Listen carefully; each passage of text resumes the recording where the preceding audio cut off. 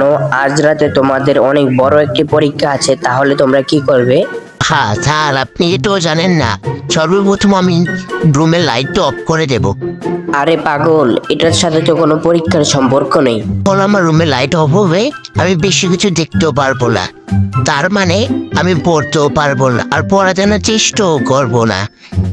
এর কারণে আমি পরীক্ষার প্রস্তুতি খুব ঠিকঠাক করে নিতে পারবো স্যার।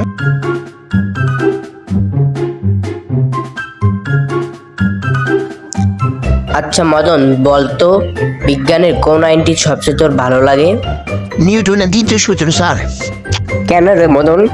কারণ আমার মা আমাকে তুই কিছু করতে বলে আমি এটা ঠিক মতন করি না, তারপর সে আমার উপর প্রতিশোধ নেওয়ার জন্য আরো কাজ বাড়িয়ে দেয়। মদন, তুমি বলছো যে নিউটনের দ্বিতীয় সূত্র তোমার জীবনকে সহজ করে দেয়?